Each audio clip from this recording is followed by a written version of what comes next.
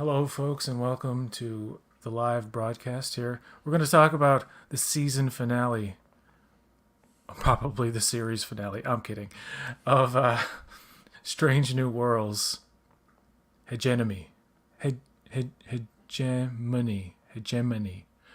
It's the season 2 finale, and it is about the Gorn. And right off the bat, I'm going to say spoilers, so we do see an adult Gorn that I actually didn't know if it was CG or practical. I was like debating it while I was watching the scene. I'm glad to know that most of it, probably like 95% of what we see with the Gorn, is practical. So I appreciate that angle. The episode, however, little standard, a little cliche, a little boring. Reminiscent of like Insurrection, when they're going down the shuttle, they do the twirl. Also that fake out dip they do in movies where a thing falls and then like whew, it pops back up. I'm like, this is trying to be standard action movie big finale, and it doesn't even resolve in this episode. And that's another big thing, is the fact that yes, this finale does end on a cliffhanger, and not a very good one. What did you think, Marcelo? Thank you for being here, by the way. Sorry I didn't introduce you right away. No, thank you for always having me. I really appreciate it. I did not get Nemesis vibes from this episode at Nemesis, all. Insurrection. Insurrection. I'm sorry. Just that one part with the shuttle, though. There's a lot more to talk about in regards to what it reminds us of. I thought this episode was really, really good. I appreciated the serious nature of it, because, spoiler alert, if you've been on my channel or if you've been on PJ's channel, you know that I did not, that last week's episode was polarizing for me. So I appreciated the seriousness of this episode. Also, I liked the arrival of a certain engineer. I was not expecting that, but when I saw him, I was like, "Oh, this is," and then I was like, "I like this." I loved all the emotional stuff with Captain Pike and Captain Patel. I thought that was really, really good. The one part that I thought the writers were kind of playing with my emotions is what they had happen between Spock and Chapel, because in the last episode, we understand that Chapel is going on a sabbatical, and she's going to hook up, or she's going to meet Roger Corby. And I thought what they did in this episode was kind of pissing me off and sort of teasing, she's still going to go away, she's still going to meet Corby, but this episode kind of gave me the hope that their romantic entanglement is not over yet, because of a certain thing that happens, which we'll get to. But I thought this episode was pretty solid, except for the thing that you mentioned, because you and I had discussions last week that you said, I think it was you, I can't remember which one of us was it, but the thing that we said, we don't want it to end on a cliffhanger, and when it did, I was like, oh man, this is not going to... Yeah, and then it happened. We talked about how, say with Best of Both Worlds Part 1, you didn't have to wait very long to get the conclusion to that episode. The thing with ending streaming shows on cliffhangers at the end of a season is that there's a much longer wait, and because of what's going on with SAG and the Writers Guild and the strike, it may not be until earliest 2025, probably 2026. And that could change we don't know what the future will hold and how fast they can pull out a third season. But yeah, I'm sure when they did it, they assumed they'd be back on board much earlier than would be assumed now. But just to jump to that very last part, we'll talk about the episode in full. But just to get this out of the way, Pike's indecisiveness and kind of dumb face of like, oh, don't know. And they're like, Captain, like, wake up, dude. Like, seriously, we're in a fucking desperate situation. Like, this is what I'm thinking while I'm watching it. They're in a desperate situation. You're just like, see, the only thing he can do, and you don't have to be a captain to know this. You can just be an audience member watching. Is that you need to get the fuck out of there. Like you need to go. For one thing, you're out of your jurisdiction. You have no business being there. Yes, the Gorn are doing crazy shit, but here's the problem with the episode. Batel, it starts out with Batel on this colony that looks like Midwestern Earth. America, for whatever reason. It's the colony planet of Parnassus Beta, and it's outside of. These are Federation citizens, I assume. Am I wrong? And they were protected, but they're on a planet in a part of space that apparently they're not supposed to be, or it's outside of Starfleet's ability to actually help them in a time of danger. So they can provide them with things, but they can't necessarily defend them when the Gorn show up like they do at the opening of the episode. So the fact that this thing exists in the first place is just, it seems to me, I'm sorry to say, a kind of flimsy excuse to use a studio backlot that looks just like Earth. And, people will say, well, they've done that before, the Old West stuff. And, the episode where they go back to, like, they go to a planet where they're all gangsters. What is the name of that? I can't believe I'm forgetting that's the name. A Piece of the Action. A Piece of the Action, yes. So, and I kind of see what's coming. Besides stuff on the Cayuga, whatever ship is destroyed. Yeah. Cayuga, So yeah. they can't read their life signs. The Enterprise can't read their life signs. Okay. So later in the episode, when Pelia and Uhura come up with a plan to basically toss the thing into the planet, there's no talk of like, hey, Nurse Chapel was over there. Other people are over there. Yes, we can't technically read that they're there, but we can safely assume, can't we? How many people did we see under the rubble? How do we know they're not completely deceased? Chapel was lying dead on not dead. Someone could have mistaken her for like a dead body, but she wakes up. So I'm seeing like this kind of like complete dismissal of the lives of whoever's left on that saucer section, which is jarring. It just distracted me, and I'm like, I don't know if there's a throwaway line or something I missed that resolves that, but it doesn't for me so far. And another complaint is that these crazy baby Gorn. I get the story reason for why they're sent down there and inseminating people and killing them too, and by the way, eating each other when given the opportunity. So I would imagine that the Gorn would have to have a lot of offspring. I mean, a lot, just to survive as a race. Because apparently when these things are young, they're so out of control and so violent. Like, how does that work in a Gorn domestic situation? Like, do you have a child for like 5 to 10 years locked in a cage because they're so fucking out of control? And that if you just put them in a regular crib, they'd like eat your neck in your sleep type of thing? Like, you couldn't... They're so out of control they can't be kind of trusted. Or maybe they're smarter than we think. But the fact that they later show a Gorn adult, which, by the way, like the redesign, totally on board with it. I wouldn't mind if they showed another kind of Gorn sometime that looks more like the TOS version. Not like just like, but something like. Just to show that there is a variation. But the fact that we see a Gorn like trying to hack into a console or system or whatever it is, I'm like, yes, finally. We get to see like what appears to be an intelligent creature doing a task.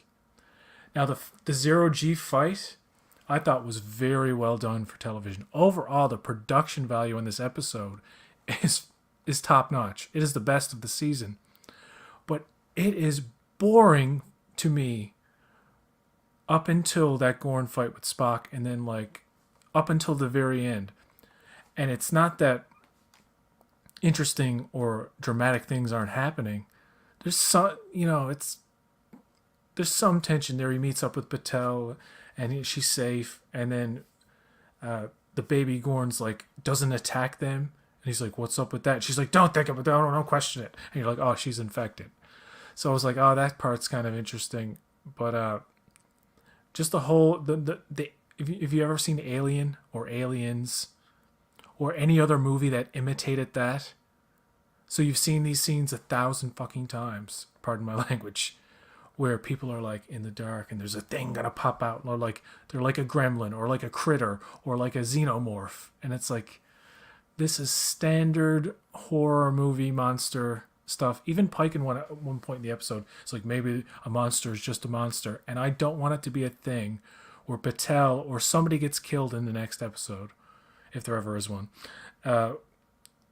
where Pike is now like has a vendetta against the Gorn, just like Kirk was hung up on the Klingons, and Picard is like hung up on the Borg. Like they're gonna make the Gorn his like his white whale kind of shit. I'm like, I'm not on board with that if that's where they're going. No, I really think that in the next episode, whenever it does happen, I do think Patel is going to bite the farm. I do think that Pike is going to deal with his grief, and in his grief, he's going to do some questionable things. But I don't think that he's going to become like Ahab looking for his whale. I think that after he reaches a certain point, he's gonna understand that this is wrong and that he shouldn't be like this, and he's gonna make the right decision, and he's going to deal with the Gorn in the way that he does, or in a more Christopher Pike way. The other thing that really caught my attention is that Captain Pike disobeyed a direct order from Admiral April, and uh, that's going to have some repercussions. So I'm interested to see what that's going to be about, or if he receives any repercussions whatsoever. To me, the dialogue was interesting. I completely saw the the similarities to Alien and all that stuff, but I think that they did the best they could with the story that they wanted to tell, and the Gorn redesign is cool and it's interesting. Um, but I don't know. I don't know how far they want to push this thing with the Gorn. So I hope that when the series comes back, um, that they wrap up this story with the Gorn very very quickly, and they move on and they go in another direction. Not that I'm tired of the Gorn, but I don't know how far they can push it without it becoming boring, or like, come on guys, let's just do something else. Do something new, right? Well, that's the thing. A lot of people will say it's strange new worlds. I want to see the strange new worlds. I Now they're doing new things in terms of concepts. They've done an animated crossover, and they've done a musical, and people say, "Well, that's new," and arguably, it's strange. Two criteria out of the three, but the worlds thing, it's like, it's very. I suppose it's very expensive to try to go to an actual new world every time, unless it's a copy or something similar to Earth. So that's a challenge for them, I'm sure. But a lot of money does go into the show. It clearly shows in this episode. I do appreciate the effects in terms of the Gorn, even though I hate I hate them so much. Stupid baby Gorn. It's like, how do they go to school and like grow up and learn to be scientists and doctors and fucking engineers and shit? Like, I can't even imagine that with these creatures. And I get it. Maybe when they grow up, that's when they become mature. But I understand the kind of reptilian fear that you can have of species who are like, clearly don't think like anyone else. Like, reptilians literally think differently from mammals on Earth, say. So like, how would that apply to like another worldly concept? It's not the first time we've well, in Enterprise they did they showed aquatics and reptilians and stuff like that. Um, let's talk about Scotty. I didn't expect Scott. I didn't know Scotty was going to show up. Montgomery Scott shows up, and do you think that when Arena happens, like this is why it's right what you said? They in the next episode they should wrap up this Gorn shit and leave it be, so that very next time they have to deal with the Gorn is in Arena, because you don't want this layered history with them. When in Arena they weren't really all that familiar with them. It seemed like they didn't have such a history with the Gorn. Yeah.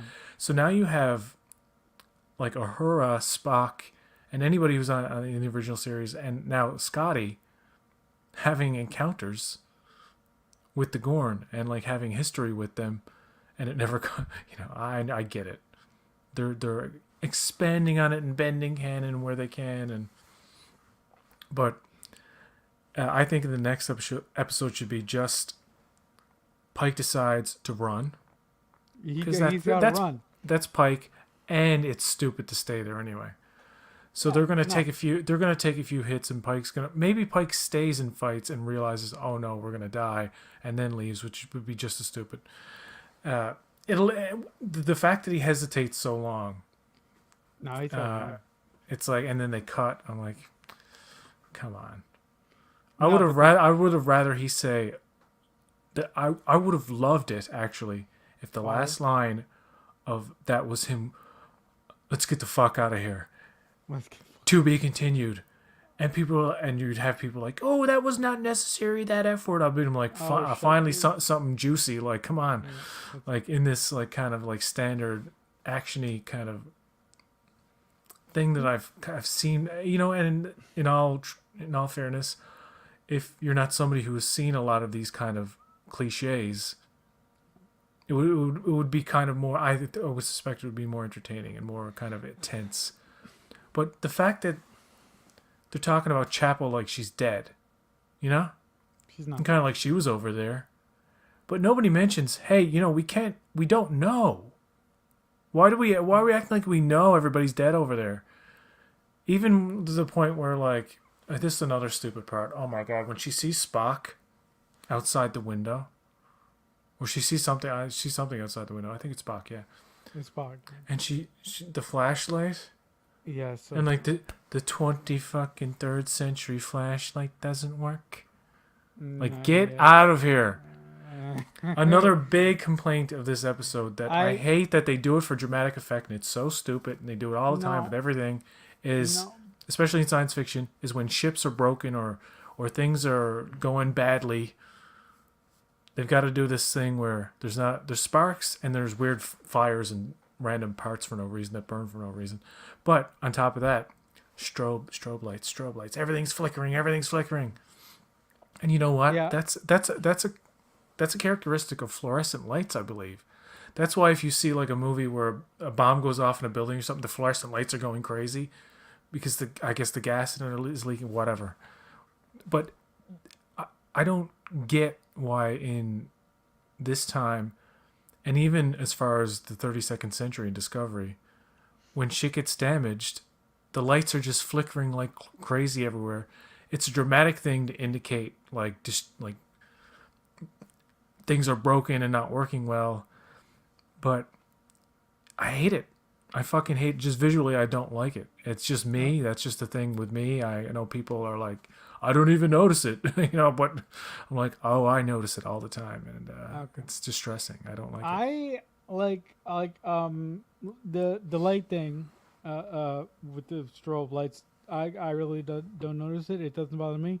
But the thing where I went bananas is when Chapel goes up to the window, and this is before Spock comes along, and she tries to do an SOS out the window to the Enterprise. I'm like, that is so fucking, like, why would you do the ship? There's no fucking way that the Enterprise is gonna see you doing an SOS with a goddamn flashlight. So getting back to Scotty, he's from the when they introduce Scotty, he says he's from the Star Diver. I don't know if that's a thing they've mentioned before in canon or what. Like if Scotty ever said that. But I think the actor looks like a Scotty, He sounds like a Scotty. I don't know if he's a real Scottish dude. I haven't even looked up the guy who plays him yet. But since it's unlikely that we'll see him anytime soon, again, they're introducing yet another TOS character No, I think into the fold. Will Pelia die no, yeah, in the no, next no, no. episode to make room for him? Yeah, I'm completely in the other camp with you. I think Scotty was introduced. I think that is a telegraph, a sign that Pelia is goodbye. So he wouldn't just the, go back. I would assume he'd go back to his ship, but would they find? I wonder if would they find some excuse to bring him on the Enterprise? Maybe. I completely believe. Now I could be wrong. I completely believe that Pelia is going to die or decide to go do whatever, and Scotty is going to become the engineer of the Enterprise. I totally believe that, because if they don't do that, then introducing Scotty to me was just fucking stupid. Because it could have been anybody. It could have been any fucking engineer. Why do they have to be Scotty, right?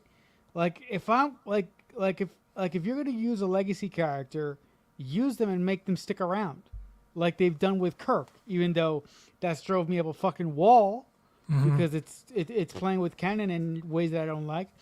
But Scotty, if you're gonna bring in Scotty, use him and make him a part of the cast. Like, yeah. But that's my take on it. I wouldn't care either way, but clearly they're trying to set up like another pre-TOS kind of TOS show. Oh god. I'm surprised Kirk isn't in the episode. He may show up. He may show up. He may show up in the next one with his captain on the Farragut. Who's the captain of the Farragut when Kirk? They don't. They don't mention. They don't say. Yeah, no, but I like I said, this actor, I know nothing about him. I don't know his name, but I thought that the actor did a great job of having the spirit of Montgomery Scott. I mean, to be honest, I'm a bit partial to Simon Pegg's take on the character, but that's because of the whole JJ verse and everything. Yeah. But I'm more than happy to watch this character do his version of Scotty and see the differences and see the similarities between Simon Pegg's character and the original Scotty James Doohan. Yeah, I do like Simon Pegg. I think he's cool. I think the cast, despite what you think about those movies, I think Into Darkness is an abomination. But the cast is quite good. It's quite good. They're very good. Yeah. The other thing, I mean, look, I said it before. I think this episode is good, but I think that they wasted an opportunity to build up the Gorn as a big threat for this season, and the way for me to justify that is I've said it in several weeks that we've done videos together. I believe that this season is fucking going to Walmart. This season is like someone who is bipolar, because we will get a funny episode. People are bipolar. Maybe it's probably a little insensitive to. I'm sorry. I don't mean to offend anyone. Bipolars. I get what you mean. I think it jumps from tone to tone. Like, for example, episode 4 serious, episode 5 silly, episode 6 serious, episode 7 silly, episode 8 very serious, episode 9 very silly, and now you have episode 10, which is probably the most serious of them all, to the point where like it ends on a cliffhanger, which I fucking didn't like. I would have preferred if this was I know I'm talking about money. I don't have to spend. Like, I get it, it's very expensive, but an hour and 20 minutes, especially if they knew this kind of thing was coming, where there was going to be a bigger delay than they thought. In retrospect, they're probably like, maybe if we just added 20 minutes to get it done. How long was this episode? The episode was 52 minutes or something like that. Oh, But okay. a lot of episodes this season were almost an hour. Like they Really? hovered around the hour mark. They So didn't feel like that. the episodes were a bit longer this season, a bit. The Okay. season itself, yes, it's a little bit all over the place. It doesn't know what it wants to be. Yeah. It's like, Yeah. are we a comedy or are we a drama? Mm. I think they do well in the dramas, but before we wrap this up, I just what I did a list of the worst episodes of this season, and I should share screen. Hold on, it'll be easier this way. Hopefully, my computer doesn't shut down. Yeah. You can risk it if you want.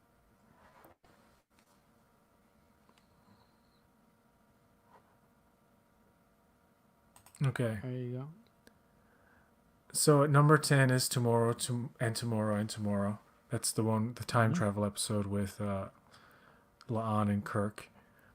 I Yep. thought even dealing with Khan in any way and they keep going back to that well, and it's very annoying. You can see your message in the corner.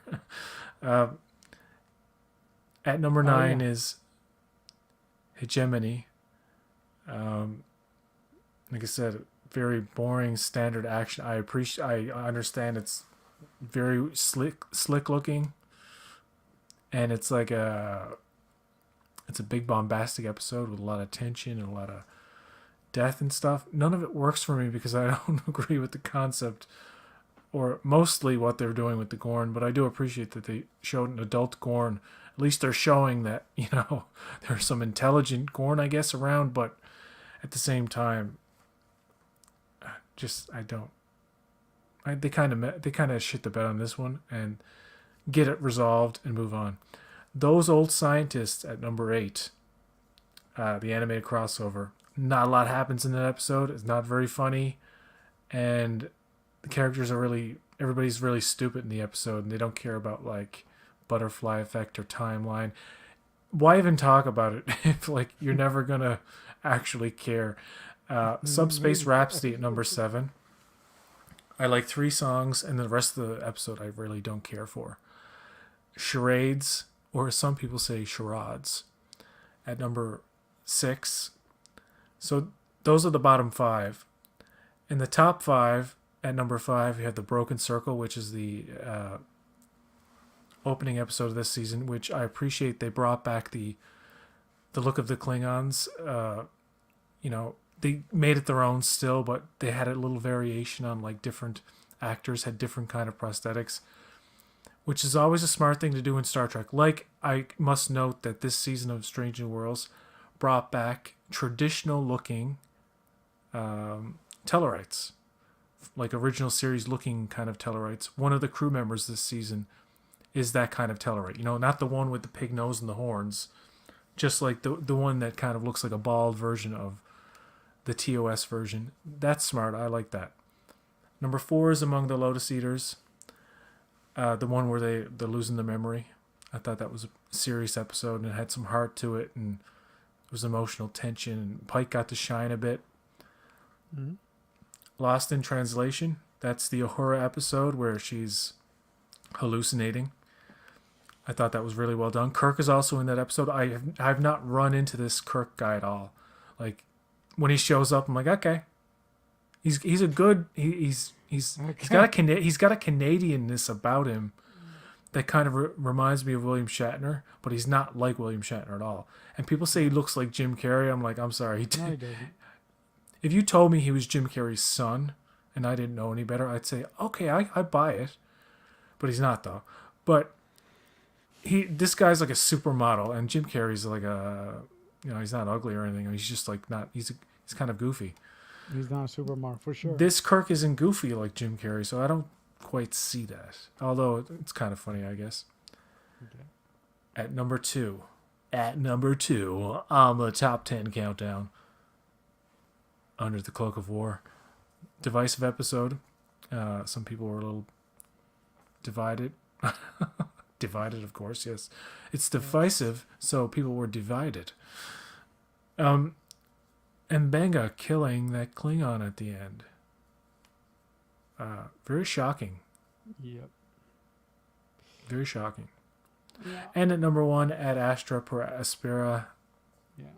That's the one where Una's on trial for being an augment, and So she's a really good lawyer, and it's the so best good. episode of the season of the series. It's so I only wish a lot of the other episodes were up to that standard, and it's standard. strange Yeah. that, like we say, it's kind of all over the place in terms of serious, literally episode to episode switching between tones, and the Yeah. characters don't quite seem like the same people episode to episode.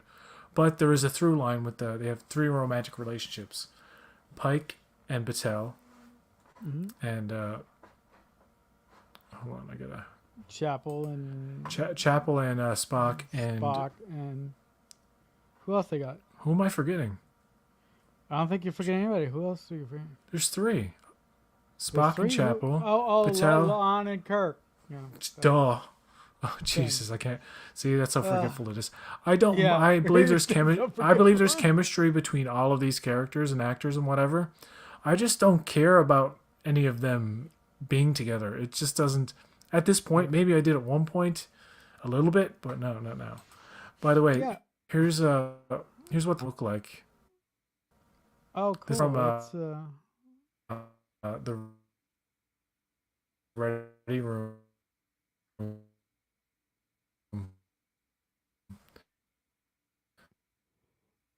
yeah. Those things look cool. Still,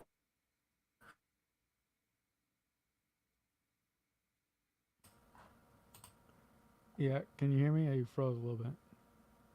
yeah, you completely cut out on me. I had to exit out of that stuff. Yeah. Can't do anything sorry about- fancy on this computer. Yeah. No, I didn't even hear you. I don't know what you're saying. No, Ruben you says, broke "Have a up. great show, friends." I couldn't hear you. Thanks, Ruben. I was listening to you. I couldn't hear a thing. I couldn't hear anything you were saying about the Gorn redesign thing. No, but some of my favorite episodes are. I mean, mo- damn. I love Ad Astra Paraspita. I think that is shit. No, I'm gonna go. You think I'm it's gonna go, shit?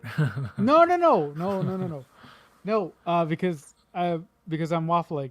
No, I like the Cloak of War a little bit more Under than the cloak of war. Yeah, Under the Cloak of War a little bit more than Ad Astra Paraspita, but they're both fantastic.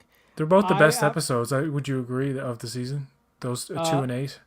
Yes, I Yeah. would definitely agree. Then I know you hate this episode because of wibbly wobbly time travel shit, but And revisiting Khan for the umpteenth Eh. fucking time. I don't care.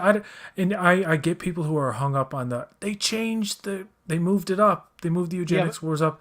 I'm like, I don't even. Yeah. I just hate that they keep going back to it. Like they keep looking at Wrath of Khan and saying, "Let's do something with that again because No, that's the favorite one. That's the best one, right?" And it's like this Right. kind of superficial view of that character and concept of like, this is so important to fans. Let's keep revisiting it because then they'll love us. I'm sorry, I Yeah, don't but- mean to make fun, but Yeah, it's yeah. fun to make fun sometimes. People make fun of me all the time. Yes, but that's not the episode that I'm talking about. I'm talking about these old scientists. These old scientists. Oh the- shit! I thought you yeah. were talking. I'm Nope. sorry. I didn't even let you finish. I'm such an That's ass. okay. That's all right. That's fine. No, but I have to be clear. The only reason why I adore that episode, one reason. Boimler live action and Beckett Mariner live action. That is it.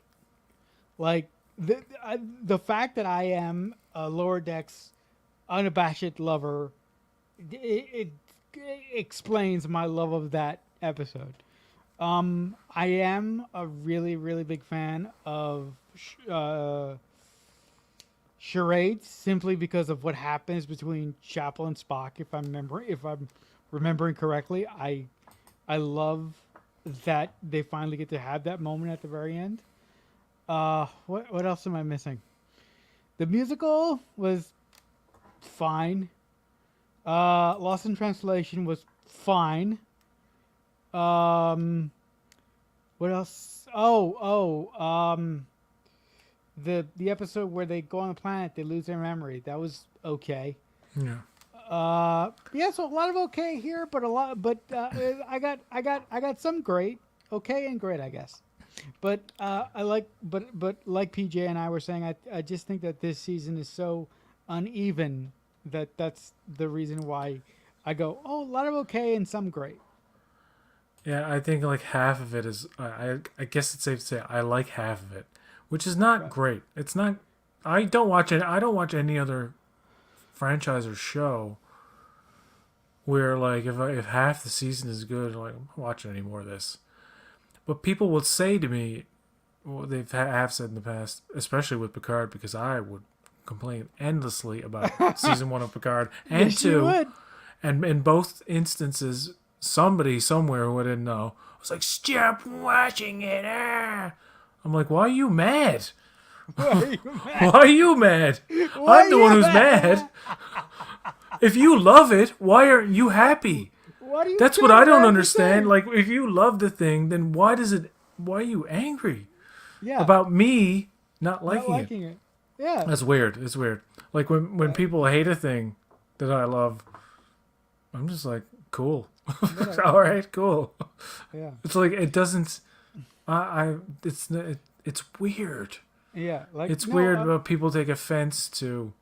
But the thing is, they would say, stop watching. And I would sometimes say, you know what, I'll try. I'll try.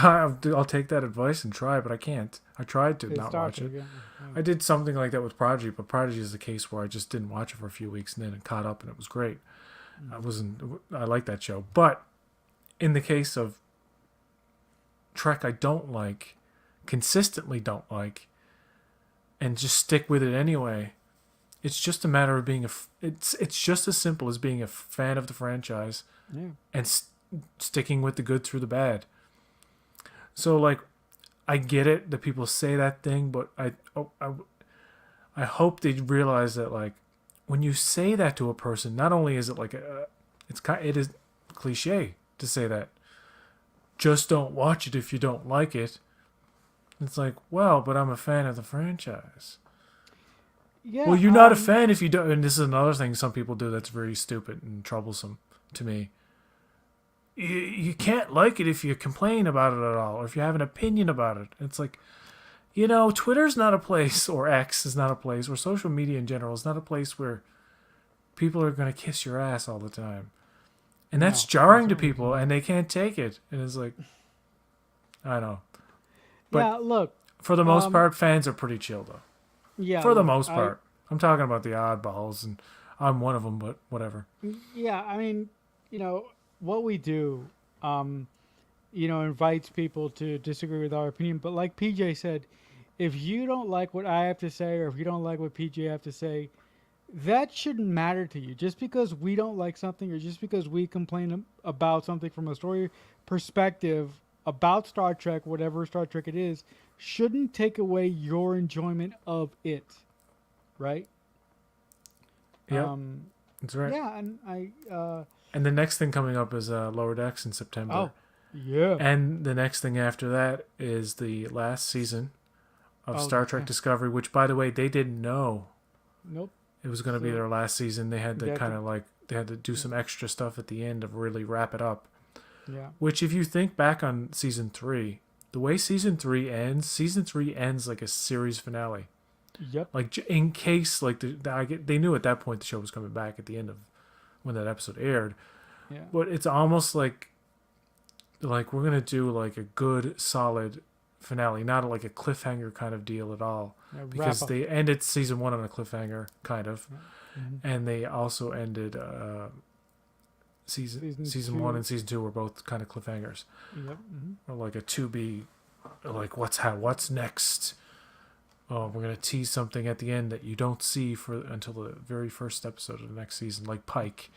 Oh, Like we yeah, didn't know Pike- what Pike wasn't even cast at the end of when the Enterprise shows up in that Discovery episode. No, like nobody was cast, and then it's like Nobody. I was like, Anson Mount from Hell on Wheels. He'd be a really good Pike. Boom, Did they you cast say that? it. Oh, I'm sure I wasn't the only one. Okay. I'm positive I wasn't the only one because the thing is about Anson Mount, I saw him in a movie with Liam Neeson. I don't know if it's this movie. It could be something else, but I think it's this movie. I don't know the name of it. I gotta look it up. Liam Neeson plane movie. Oh, nonstop. Plane movie. Nonstop. Nonstop. Yeah. I'd known Anson Mount from Hell on Wheels, Mm-hmm. but he was in this movie where he was shaven. And I was like, oh my god, he looks like Jeffrey Hunter. Even before, when he had the beard, he kind of had the Jeffrey Hunter eyes. Right. And Kurt Ratz is a YouTuber, and way back in I miss him, man. way back in 2018, I believe it was, he had a video of like, who do you think they should cast as?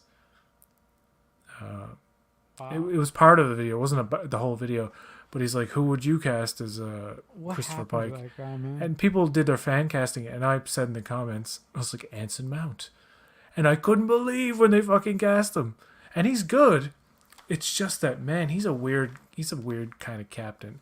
And his indecisiveness at the end of that finale, and his weird look in his face, it was just, oh no, don't end it like this. To be continued.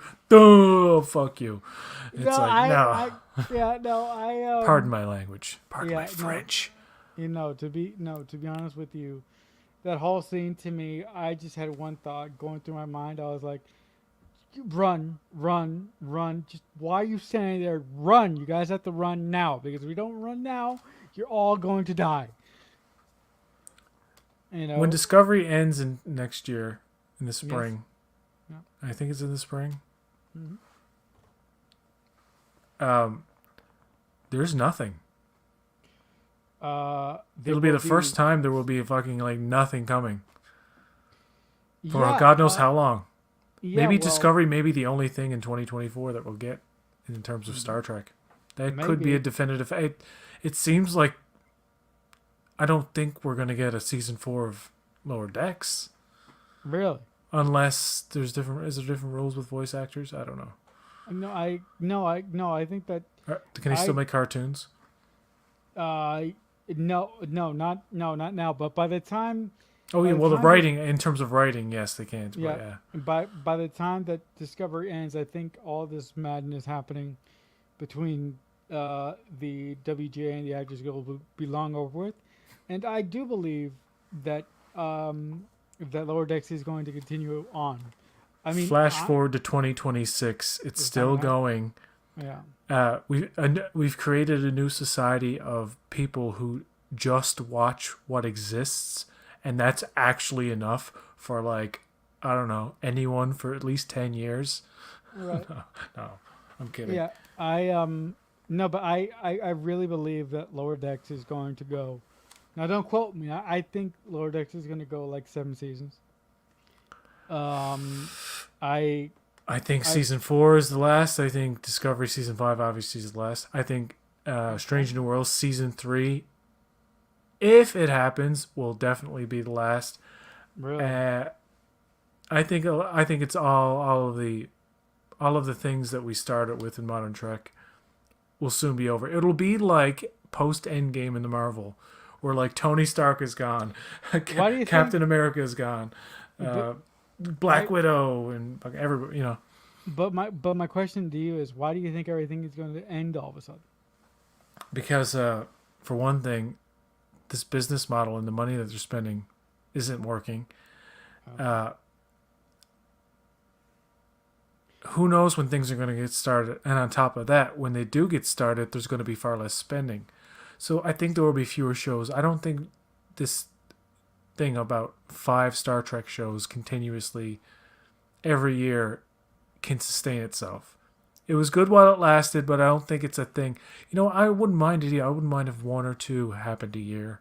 It keeps you wanting more. It keeps you in anticipation. It makes you appreciate it when it happens. Mm-hmm. I can just imagine how exhausting this past couple of years is for people who do methodical analysis of each episode of everything that comes out, which I don't do. But more power to people who work hard to do that in their channels, of course. Yeah. Whether it's negative or positive or anywhere in between. Yeah, I mean, look, I've had a lot of fun reviewing seasons of Strange New Worlds on my channel, but let me tell you, after 10 weeks, I'm ready to move on to something else because you're right, it is exhausting. It's I think it becomes exhausting for some people when it's like the new episodes are continuous, and a lot of people will argue that with Trek now it's more quantity over quality, and I would certainly agree with that. I think visually, from a production standpoint, a lot of the shit is like top shelf. Okay. From a production standpoint, from the people actually physically working on the show to contribute to the artistry and the visual, the production design, the costumes, and all this stuff, and the visual effects, it's all top of the line. Like for TV, there's not a lot that matches it. You can look at Foundation on Apple, or a lot of things that Apple has that contain CGI, like they tend to be very high quality, like high standard for like visuals. And Discovery is certainly that. It's just the storytelling and the kind of like pop culture meta attitude they have toward Trek now, where they're not taking it as seriously as a grumpy Gus like me does. And like, you don't have a sense of humor. I'm like, listen, Picard season 3 had humor and had very serious moments. Yeah. They just blended it very well, which I guess talented story writers and writers in general can do. It's that. Like, hey, we want to tell a super serious story, but we want to have moments of levity, and they stick it in there effectively. With Strange New Worlds, it's like, well, we want to do a serious episode, but we don't want to put any jokes in it because we want it to be serious. We'll just save every joke we ever think of, or every kind of funny situation or situational comedy kind of element, and just stick it into every other episode. So that's what it becomes like. If you just showed certain portions of this season, it would seem like a comedy or comedy drama or a dramedy, right? Mm-hmm. And if you just showed the other portions, you would swear to God it was like dead serious and took itself seriously. Now, if you were a canonista, you're going to fucking find lots of stuff in any kind of prequel modern Trek you're going to run into. Yeah. And I'm glad they took the extra step to actually show a Gorn, but I'm not interested. It's like the concept of a musical. Not necessarily against it, but don't care for it or don't care to see it again. I don't want to be too harsh by saying I'm completely against an idea, because ideas are great. New things are great risks. I admire them, and they're taking them, and they did take them. But with risks, there's big payoffs, and then there's big downsides. There you go. Yeah, but again, like I said earlier in the video, I think that Strange New Worlds needs to stop relying on villains that are established in the canon, and they need to start introducing new villains and new strange new and new different worlds. Strange New Worlds. It's in the title, folks, and it seems like to me, at this point, they've been relying on classic tropes and doing their version of those classic tropes, and that to me is cool. But I'm like, guys, can we just introduce some new villains here and some new threats that we've never heard of before? Yeah. And you got Khan's granddaughter. Yeah, and think about Kirk in the Wrath of Khan at that age. In the back of his mind, when he's talking to Khan on the screen, he's like, yeah, I remember your great-great-great-great-granddaughter had a thing for me. Oh, you know what I mean? Like, it's like, I run into that. You're like, what the hell? And like, that's a lot. This whole thing about out of the 3 Gorn episodes that they did do, this was technically the best one. Right. But that's not saying much. Yeah, I hate, I feel so awkward kind of ragging on the show because I understand people are sensitive who love it, who like yeah, want to hear something from me. No, well, not many people watch it, but they're like, I just want to. I also don't appreciate some of the negativity, just like I don't care for much of the positivity in terms of like, oh, everything about this is great. I'm like, well, that's you, and that's fine, and I'm that's actually happy for you that you enjoy it. That's cool. great. That's great. But you get some folks who are so far in the negative that I can listen to them and appreciate their opinion, but I can't agree with somebody who says the people behind this stuff don't care. I don't agree with that. I think they care. Oh, they care I a think they lot. have the best fucking intentions in the world. They People are do. so quick to say that these writers don't know anything, never watched Trek. I'm like, you know what? You could be a writer who's watched a bunch of Trek and be a bad Trek writer, or you could be a writer who's watched none of Trek and did do your research and whatever you have to do and write immaculate episodes. It's not really down to how big a fan is of something. Nicholas Meyer was No. proof of that. Yeah, He looked at Trek and made his version of it, and it actually worked. it was great. So I'm sure some fans ran into it like, why is the bridge so dark now, and why is it all like submarine looking? What's with these maroon uniform? I'm sure there are people like that. But over time, people look back at it and say, man, that was a great movie. Yeah, no, but here's the thing about it. To do something, to create a TV show in the way that these individuals have and the writers have, look, these people may not be the best writers in the world. I may have problems with them, but I understand how difficult it is to write a TV show and to come up with characters and to come up with plot lines. And I do not think for 1 second that these people do not care about what they're doing. I may not agree with it, but they fucking care about Yeah. what they're doing. They may not get it like I think I get. Like my personal view of how a Star Trek show should be is more in line with Picard season 3 than Right. anything else. But even Picard season 3, I totally recognize as like people say it's all just empty member berries. I'm like, yes, it's a lot of No, member it's berries, not. but it's incorporated. Well, it is, but it's incorporated into the story Yeah, in a fairly in a fun way. understandable way. So it's not like, I say the worst parts about Picard is like the stuff kind of drags with Raffi before she meets Worf, and it's like this whole thing about how they get the information in this. They keep going back to this one little square in this planet, Metalis Prime. They keep going to this and they keep getting all this Yeah. like monumentally galaxy changing Important information in over and over again in the one spot. Anyway, they really had to make use of that set, I guess. Yeah. But But, that's like the worst thing about that season. The rest is like pretty cool. Mhm. It's like, Yeah. and it has that balance of serious and funny. Strange New Worlds, like it's not like I don't even dislike the show at this point. I'm not as keen on it as I used to be. Like Discovery is a show that I liked way more in the first season, and then my interest in it waned.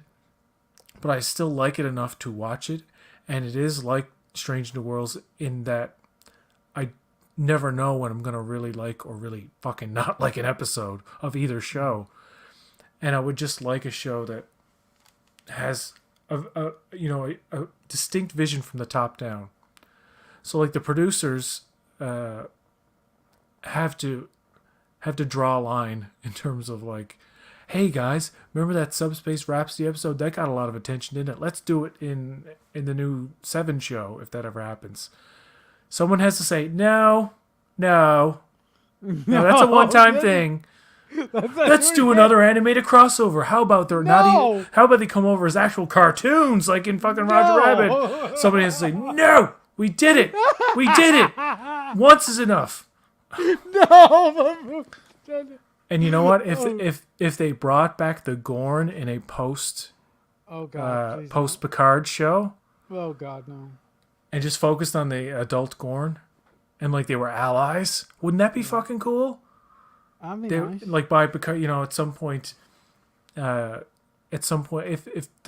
the 7 show or the new Enterprise show ever comes to being, which I'm sure it should. That should be the first priority when all this strike stuff gets resolved. That should be they should be calling Terry and saying, Terry, we need you on board again. Yeah. If they decided in That's their not first season that the Gorn was going to be a thing with them, and that instead of the conclusion being a big battle and everybody gets like a bunch of people get killed and fucked up, that they actually make peace with the Gorn, and then like going forward, like they were allies. That's And see what I mean. It would be expensive as hell to have an animatronic suit person as a crew member, like the first Gorn Starfleet officer. I'm sure I don't know anything about Star Trek Online, so if anybody knows, is there a Gorn officer canonically? Are they allies with the Gorn now? I have no idea. That's interesting.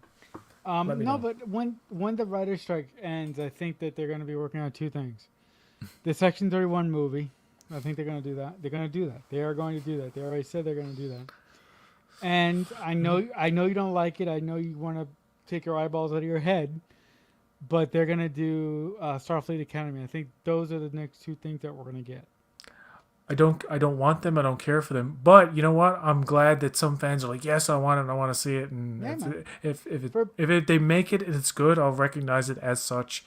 But you know, obviously, for me, I would rather they focus on continuing what they left off in Picard. Yeah, but here's the cool thing. And the second thing I would do, sorry to cut you off, the second thing I would do, besides the Academy and Section 31 thing, first of all, I wouldn't necessarily scrap those. I would put them on the back burner. But I would come out with a new Enterprise series with Seven at the helm as captain. Yep. What's next? A continuation of Deep Space Nine. Do you know people would lose their fucking minds? Remember when Picard came out, or Patrick Stewart came out? He was like, Picard is back, and everybody's like, ah! Yeah. Look how that turned out. The first two seasons, anyway. Yeah, I'm not saying no to a continuation of Deep Space Nine. I would love that. I would absolutely love that for them to go back to the station and to have new characters. Give Nana Visitor a starring fucking role. Are you insane? Do you know how much fans fucking love her? Like, people don't like. I sometimes think like Kurtzman is like oblivious to some things, and of course Jonathan Frakes has spoken out about, like, you know, we noticed the demand for a continuation of the current of the Picard timeline. You know, I call that kind of timeline parallel trek.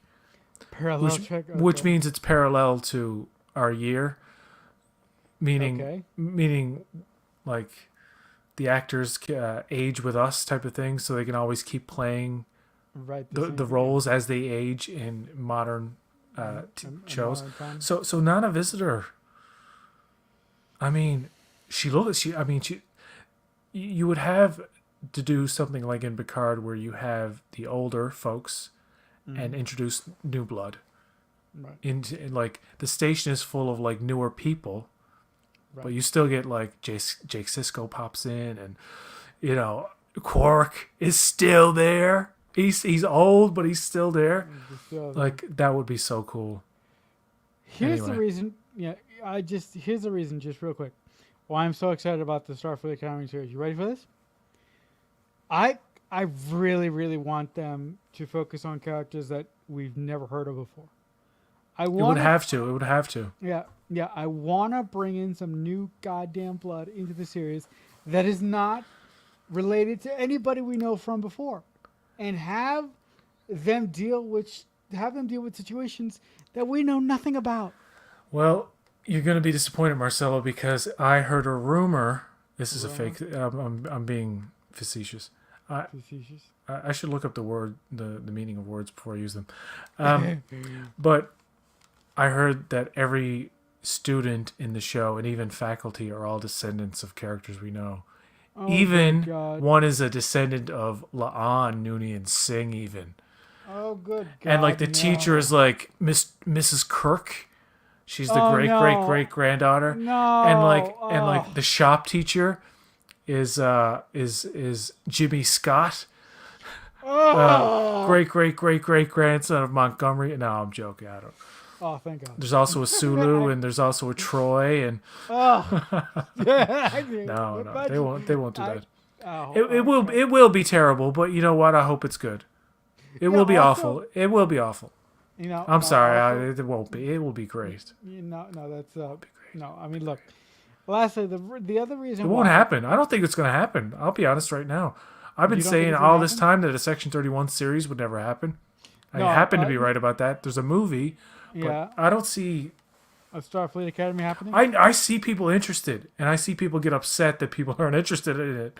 But No, I don't think there's enough to justify to what? A spending more Starfleet? money on Star Trek, especially when things apparently, if they ever do, go back to normal. Oh, they're gonna go back to normal. They have to. And 'Cause- presuming that things go back to normal, streaming shows will cost them more money because they're going to have to pay actors Right, more if that's ever agreed to in terms right, of residuals. right. But the main reason why I wanted, why I like the idea of a Starfleet Academy so much, and this might make you lose your head, but I always wanted to see what the OC in space would look like. I And haven't seen the OC, so I can't get Yeah. angry. okay, I'm good. sure it's crap. No. But but I've always wanted a Trek show with like young adults, like in their 20s, and the Starfleet Academy series is probably going to scratch that itch for me. I may come back here on the stream with you years from now and say, remember what I said when we talked about the Strange New Worlds second season finale? I was totally wrong. This is awful. It doesn't work. But me now speaking to you, that's what I think we're going to get. And it may not be what we're going to get, but I hope that's what we get. You know what? I wouldn't mind. I know they won't do this. Yeah. But apparently if this Academy show happens, Mm-hmm. I would like. I think Tilly might be in it. I think people are assuming Yeah. she's going to be Yeah, probably the she's- star of it, I guess, or something, or one of the Yes. main characters. Yeah, she's probably going to be. Because it's set in the 32nd century, as far as I know. Yeah. I wouldn't mind if Michael Burnham was Around? a xenoanthropology teacher, and she wasn't a main character. Like some episodes, you didn't even see her. That'll be fun. Like she was a supporting character. Because I know people are divisive on that character in general. Michael. Even people who are fans of the show are like, Burnham, Yeah, or man. and people who hate the show are like, fuck. She's such a gosh darned, was it Mary Sue? I'm like, yeah, a lot of heroes are like that. A lot of heroes are good at a lot of shit, and I get. Don't get me wrong. I get people's annoyance with her character because it's like the show was for so long, and a lot of times is so laser focused on her and everything going on with her that we don't get to know the other characters all that well. Yeah. But I personally love Sneak with Martin Green. And I like the character of Burnham. Don't love the character of Burnham. I like the character of Burnham. Love the actress because she's like very like she's great. She's sweet, and I loved her in The Walking Dead. But Pike's like kind of the opposite in terms of like he seems like slightly incompetent or like jaded or confused Slightly sometimes. incompetent. Or like unsure or like No, never indecisive. Look, I would rather he have more Burnham qualities, actually. I wouldn't call Pike incompetent. I would just call him Not. I didn't mean it like that. I mean, right. No, like just like, hey, Pike, right. come on, grow up here, will you? Come on. Yeah, no, I would say that in this situation in the finale, if I had to justify it, I think he just got overwhelmed with the situation that they are in. Although Captain, although, wake up! I don't know what I'm doing. I'm sorry. Go ahead. Sorry. Go ahead. Although, based on the situation, he should have just said, "We need to get out of here now." But I do think that Christopher Pike is more of that traditional, what we come to expect out of a Starfleet officer. Michael Burnham, to me, I've had a love-hate relationship with Michael Burnham. But I can tell you when I started to love Michael Burnham as a character when she sat in the chair for the first I time think. because Yeah, I was well, like, she's better as a okay, captain, I think. Yes, yeah, I do like. I like her as a captain more because her personality fits it. She's like, yeah, she's a bit of a domineering leader, in the yep, fact that she's not malevolent in any way. I don't mean it like no, that, but yeah, she is like a take charge kind of yeah, person yeah. who I've said She's a Kirk. a couple of times in like reviews and stuff. Like, if she was my captain, I'd feel kind of safe because she can get out of almost anything. Like Yeah, pretty much. she'll do whatever it takes to the point where I like in the I think it's the fourth season with the president who keeps like telling her like you got to stop taking these risks, and she's Uh, like I defy you, Miss President. yeah, But yeah, sorry, yeah. Cat fight. No, there but are I. Michael Burnham can kick ass too. She can fight Klingons without the drugs. By the way, you Yeah, notice yeah, that without the drugs. without the drugs. No, but I look. I'm very, very excited for Discovery because Discovery to me is my second favorite Trek show, behind Lower Decks because Lower Decks is first. Uh, this Discovery is second. Picard season 3 is third, and Strange New Worlds is fourth. Um, yeah. So I'm Yeah, very excited to see what the final season is going to be like, and hopefully they have a great final season. hopefully they do. Yeah. Well, I think that'll about do it for us We'll tonight. wrap it up. We'll wrap it up here, and thank you for joining us, people in the live uh, chat, and also that one viewer watching now. You are special to us. Until next time, folks. Oh, I don't know when I'm gonna do another video. I don't know if I'm gonna review Lower Decks. I mean, I appreciate it, but reviewing a half-hour comedy, yeah, I leave that up to like the YouTube pundits who like do it religiously.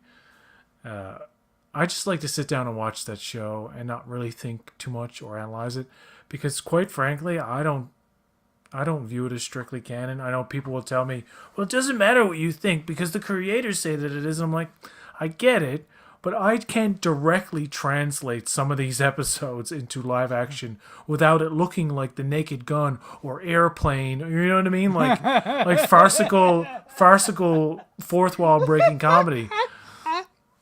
So like people are like, oh well, I can. I'm like, well, I Yeah. get Okay. cool.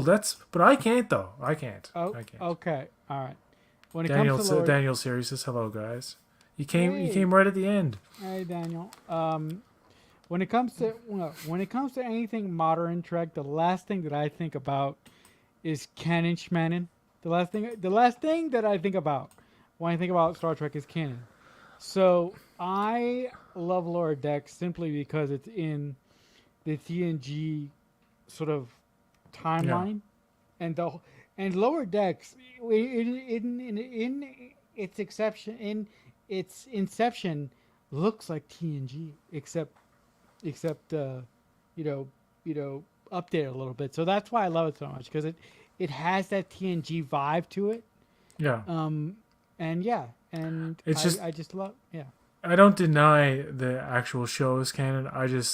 I can't translate it as literally as people. I like the episode Terminal Provocations is probably one of the most ridiculous episodes of season one. Which one is that? If you made a direct live action version of that, it would be so ridiculous. It Which would one be, is that? I it would. can't remember. It's the one where that's that really dumb crew member accidentally creates a sentient robot, Trevor. and and the pack lids are in it too, I believe. Yeah. You know what? You know what? He's voiced by Tim Robinson from I Think You You Should know what? Leave on Netflix. You know what? Lower Decks has made me uh, uh, understand one thing. I hate the Packlets. I don't like the Packlets. They're so stupid. It's the Enterprise. Yeah. You know, certain get things out in of my Lower face. Decks work, but like I'm like translate it into a well, Peanut Hamper is a great example. Peanut Hamper. Canonical name. It is farcical and fourth wall breaking, and Yeah.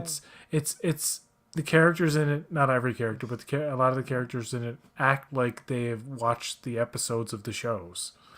I know. So that's why it's one of the reasons why the It, crossover with Strange New Worlds doesn't work, right. because like the characters on that show kind of have to, though they're kind of playing the straight person, kind of looking Hmm. at the comedy of it and kind of rolling their eyes. Yeah. It's just it's too absurd. It's not like I'm the type of fan who doesn't want humor or ridiculousness or or anything strange in It's Star Trek. It all it's just belongs too. there, certainly. Yeah. It's Yeah. It's just just too when much for they you. it's too much back and forth between too silly, too serious for Uh, season 2 of Strange New Worlds. okay. But hopefully there's a better balance next season, if it ever happens. Don't mean to laugh. It's a very serious situation. I hope everything is resolved. Yeah. It's just it's kind of It's funny that they ended on a cliffhanger, considering it's going to be a while. it's gonna be a long while. By the time the new episode airs, my interest for this series might be all gone. Might be all cord. I like that. I like that. Okay. No, I don't. I will still That, watch it. It has to get pretty that's bad good. for me to bail on this type of show. But I Yeah. can't bail on any Star Trek show because it's Star Trek and it's my franchise, and it's like I gotta watch the good with the bad, and The I man never, the ugly, I yeah. rarely ever know definitively what I'm gonna get. Like I've always said, I keep it's like a box of thinking. chocolates. Yeah, I keep There you go. thinking one. Yeah, I keep thinking one thing. Like what? What do you think people would have said in the in the '90s about Berman Trek if social media was around then, like it is now? Like, do you think that Berman Trek would be so beloved by some individuals if we had so much connection the way that we do now? Well, there was some kind of internet presence in that era. Right. I remember specifically something called ICQ back in '98 or '99. Right. And I think it was either that or MSN Messenger. It was something where I went into a Trek chat place, and I don't know what I said, but like someone came after me with a correction. I had said something wrong. I didn't say something right, and like you're not a blah blah blah, and like I got nerd attacked, and it was only just the one instance, and I kind of Really? didn't pay attention to Okay. that kind of chat thing. And, Uh, I never didn't go to chat rooms really, whatever. So then my okay. next experience with social media and Star Trek was when I first got Facebook way back. Don't have it anymore, and it was much nicer. But what happens with those groups, with fandom, any fandom really, but in particular the Star Trek groups that I was involved in, the bigger it got, the more people were like like they were just waiting for somebody to say something to trigger them, and they'd be Right? like, "Well, and I remember criticizing the Discovery trailer. Remember that trailer that came out for Discovery, Yeah, the where first it's like one. that crudely looking ship? It's very Yeah. crude looking CGI. Yeah. It looks so good. I was getting along with somebody in a group, agreed on so much things. I won't say his name. I remember his name. I won't say it, just in case like he's still around. But his first name was John. I'll just say that. I won't say his last name. Seemed like a nice dude. I said, what did I say? I said that trailer was a mistake. My words were simply, that trailer was a mistake, because they were talking about the trailer. Like, was it any good? Did it, in retrospect, this was like after the show had aired. In retrospect, talking about it. Fucking dude attacked me, said I was a fucking idiot, piece of shit. And like, Oh I was like, my wow, this is pretty incendiary language god. for Wow. me just saying, I think the trailer was a mistake. And I guess my point was like, why put it out? It was so shitty and crude. People Yeah. only made fun of it. Because A lot of fans were excited to see what the ship kind of would have looked like. Remember, that wasn't the final design. That was like it was more look like more like the Chris McQuarrie Planet of the Yep. Titans Enterprise design than anything Yeah. else, and they kind of like changed it when it first aired. Right. Right. Right. But that's just an Yeah. example of, it's like Try not to get triggered, people. No, just Think take it about easy. think of every time I get triggered, my first question is why? Why am I triggered? And sometimes I will respond like, "Hey, I'm not feeling the way you're saying I'm feeling." And try to be diplomatic about it, and then they'll have another snarky response. And then you realize some people just want to argue, and some people Hmm. just want to fight. And especially in the past week on X or Twitter X, Yeah, Twitter X. I like that. seeing people kind of insult me here and there, not really a lot, but especially fighting amongst themselves. Okay. And kind of like trying to show that they're a better fan than the other. I don't think that's the wrong approach. Yeah, Like I. people will say like you didn't like Subspace Rhapsody. And I've seen this comment said not to me, but to a lot of different people, this response. You don't like Subspace Rhapsody? You don't like musicals. That is such a simple minded go to when it comes to criticizing somebody's opinion about not liking a musical episode is you don't like music, you don't like joy, or you don't like fun, or you don't know Yo, how to you Joey. take things too seriously.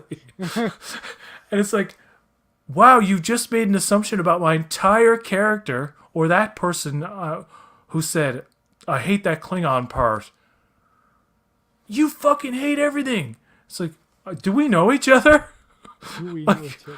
it's like you just made an assumption about somebody's entire character based on one comment, and one person did that, and I said, no, I like these parts of the episode.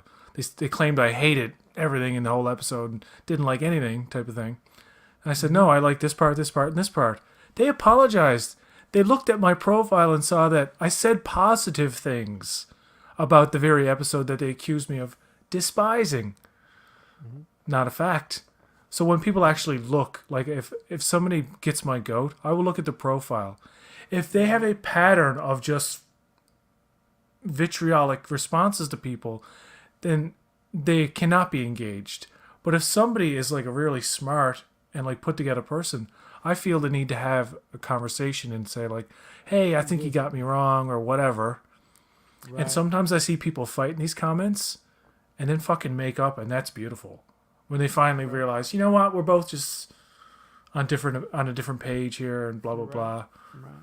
I'm like, oh, that's really nice. Anyway, Yeah. Daniel, I'm sorry, Marcelo, I'm talking too much. But Daniel No, it's says, okay. if I remember correctly, internet multimedia presence was just beginning at the height of the Berman era, and it opened the fan interactive aspect of Trek fandom, and it seemed to help a little.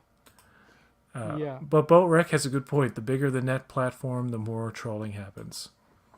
Yeah. Look, I really do my best to create a comfortable experience for myself. That's why I'm not that engaged with a lot of people who love Trek on social media. That's why go into I don't engage in conversations about certain episodes that I don't like or whatnot. Yeah. But I will say that it can be really difficult going into a situation where you want to talk about an episode that you liked or didn't like, and having somebody jump down your throat because of your opinion. That's very, very difficult. Yeah. And you know, there are people on a negative side who have every right to say what they want to say about it. Yeah. But it gets into this. I don't like the whole people who watch this are this because I fucking hate it. If I hate the thing, then people who like it piss me off online. That's what it really Right. is. So that person has an aversion to can develop a kind of like mentality where like you like that thing that I hate that I get shit for hating, then I'm not gonna like you, the person who like. It's like this misjudging of people, and you know you will find that a lot of people have watched this season of Stranger Worlds who both love, hate, and are everywhere in between. The fact that it's getting views and it's getting interest and it's taking those risks for better or for worse. Brings it more attention, and depending on who you are, it's positive or it's completely positive or negative. But if there's any advice I could give of my, I'm a nobody, but just as a fan, strike a better balance in season 3 between the serious and the silly. Don't save all your serious episodes for half the season and then stagger them in between funny episodes. It doesn't quite work. And I know you can't do a Strange New World every episode. It's just too much. That's why they have different things going on. But try to show us things that are new and strange, as opposed to falling back on. It's not that I don't appreciate seeing the Klingons and stuff, and they're certainly a part of the lore at this point. But there's room for. I don't think fans are going to run into a species that they introduced that we've never heard of before. Yeah, you could just as easily say it in a future show, and then it's been there the whole time. There you go. Yeah, no. Look, I understand that it's expensive to do Strange New Plants every week. I understand that, but I would like new villains and a little bit more consistency in between the episodes. If you want to do funny, but do funny and serious. Don't do funny one week. Like properly mix it correctly. Like season 3 of Picard did. Do something like that, and I think Strange New Worlds will be in a better position moving forward. And you know what? There is certainly a chance for this third season to be very good. Now, some harsh critics of Strange New Worlds would say, well, the only way that could happen is if you get rid of whoever the people who are show running it now, mainly Akiva Goldsman. Because a lot of people don't agree with his approach to Trek. Especially this season in terms of lore and canon and stuff like that, which I understand. I totally understand. I think Akiva can learn and go into season 3 and make it. And I know this is hard to believe for people who don't like the show. If you're watching, but I think there's potential for a Picard season 3 level improvement. Now, a lot of people will look at Strange New Worlds who love it, who didn't like Picard season 1 and 2, understandably. There's people who love Picard season 1 and 2, sure, but a lot of people didn't. It's one of the most appropriately kind of like criticized 2 seasons is 1 and 2 of that series. 3 came along and kind of blew them out of the water easily just by being good. Not like immaculate and mind-blowing or anything, but really good, especially at the end, that last episode with the edge, I won't spoil it for whatever, but what happens at the end in that last episode with the crew, the old crew, it's amazing. I want that feeling again. I don't necessarily need to see, like Janeway back on the Voyager A or anything like that, but look, we're probably going to see that in Prodigy season 2 whenever that gets picked up anyway. So I really have a love and hate relationship with Akiva Goldsman because I feel that I have been dealing with Akiva Goldsman longer than any other Trek fan has been dealing with him, and the reason for that is because Akiva Goldsman was architect of one of my favorite shows of all time, Fringe, and I have found him to be he's very inconsistent, but one thing that I can say about Akiva Goldsman is that when he is on, he is on. It's just that when he's off by a freaking mile. So did he write Batman and Robin? Yes, he did. Okay, yeah. And that's one of his off days. So I would like him and Henry Alonso Myers, that's the co-showrunner, I would like them to be a little bit more consistent in their storytelling. And that's my only wish for them in Strange New Worlds, because I don't think, look, Strange New Worlds is here because of Akiva Goldsman and because of the fans demanding it so much. And if you take Akiva away from it, I don't think that you can get somebody in there who cares about it more than he does. Because Akiva, besides the fans wanting it after meeting Pike in season 2, Akiva Goldsman is the driving force behind the show. You know what I think is going to happen? What? It probably won't. But there's an off chance What? that somewhere down the line, if a season 3 is going to happen, I know people. Yeah? It is renewed. It is planned. They want it to happen. I'm not saying it's up in the air or anything. I'm just saying like nobody It's knows. gonna happen. The future is unpredictable at this point. It's gonna just yeah. Chances are. It's just the time it's going to take. It's going to seem like forever, I think. Yes, but it is going to seem forever. I wouldn't be surprised if they're like new showrunner. We've got a new showrunner. Okay. Akiva's still involved, Yeah. but somebody comes in, and it's not. I don't think it would be Terry Metalis because he's. Somebody else will probably come in and say, "I've got a good idea for how to do a third season." And you know what they might do? They might make it a bit more serialized.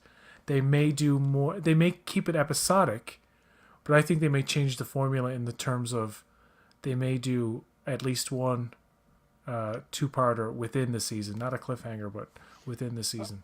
Okay. Okay. So you believe that they might get a new showrunner, and if they get a new showrunner, I'm just speaking hypothetically here. Would you get rid of Henry Alonso Myers too? Because he's the co-showrunner with Akiva Golds, and so if Akiva Golds, No, I don't think. Well, yeah, he's the showrunner and the co-showrunner. Yeah, you got. Yeah, I think I don't know. I don't know what I would do in terms of who I would get rid of and stuff like that. But I do think it needs another showrunner. I don't know who that would be. Okay. But there needs to be someone there that says we need to draw a line. And I get that we want to we want to take risks to get like clicks and social media traffic, and we want to get people talking about what's happening this season. And you know what? In terms of just general excitement, I suppose season 2 is better in that way. But season 1 was a little more consistent in its tone, although the episodes weren't as dynamic, I would say. It's just that one season is not necessarily such an improvement over the other. It's kind of more of the same. It's just a different approach. Mm-hmm. And it's not that I want a different show. I just want a show that's a little more smartly written, a little less dependent on everything we've ever seen. Right. And, like Pike needs to put down the apron every now and again when he's in his quarters. He's always serving food to everybody. It's becoming a joke. It's not. I love cooking and I love putting my apron on and chopping stuff up, and making my own stuff. I never eat out or never order in. I always make my own stuff, so I get it. But like, it's becoming a joke now that he's just like always chopping something or serving leftover spaghetti or something. Yeah, I still believe in Akiva Goldsman, and I believe in Akiva Goldsman, and I believe in Henry Alonso Myers. But if they do what you would like, I think that Akiva has to go and Henry Alonso Myers has to go, and you have to bring in one guy or two guys to make the show better. If they were ever going to do that. I think they should wrap it up in season 3. I think 3 seasons of Strange New Worlds is enough, yeah. Because you don't want to overstay its welcome.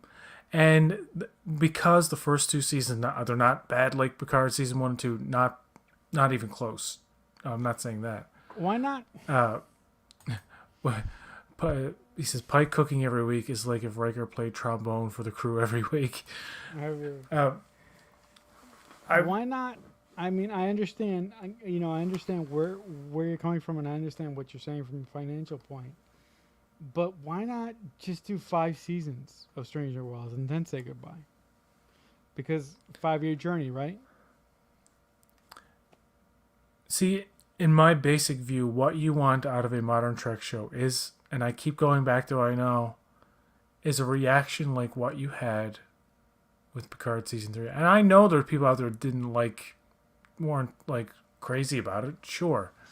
Right. But you want a season of Trek that most people seem to be on board with. Stranger Worlds is not one of those shows. A lot of people will claim that everybody loves it, it's the best one, and all this stuff. I'm like, it's generally, besides Picard season 3, it's the next best, most liked modern Trek show, live action. But then what's behind that is Discovery, and Discovery has always been divisive. Right. I like it, and there's times I don't like it. It's not a show that I've said every season, by the way, with Discovery. I could take it or leave it. If they cancel after 3 seasons, I'm cool. If they cancel after 4 seasons, I'm cool. And then when season 5 was coming out, I was like, this has definitely got to be the last season. Because their plan, remember the contract originally was only for 5 years anyway? Yep. Or like the plan was only for 5 years. And I said, if they can make it to 5 years, that's pretty good for a modern TV series. That's even 3 seasons now. How many Netflix shows have there been that have been decent, and they've only gotten the 3 seasons? Like they do the whole thing in 3 seasons.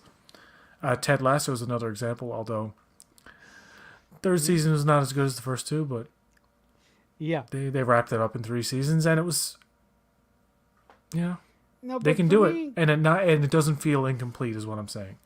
I'm not saying the show should end prematurely. I'm saying in a 3rd season, you can lead up to the point of his accident in that season. Just do every episode months apart. Right. For me, I am not ready to say goodbye to Stranger World. So for me, I would do 5 seasons, and the way that I would do it, Could happen. The way that I would do it is, I wouldn't actually lead up to his accident. I would hint to his accident, but I wouldn't lead up to it, and I wouldn't show it either. Okay. I would do 5 seasons because it's the 5-year journey of the Enterprise, and I would end the show with a scene between Pike and Kirk, and Pike just basically giving Kirk his blessing to take over the ship, and then Pike going off to do something else, and that's where I would end it. I would hate if the show ended on like Kirk in the chair and he's like, take us to warp or something. I would like it for it to end on Ensign Mount.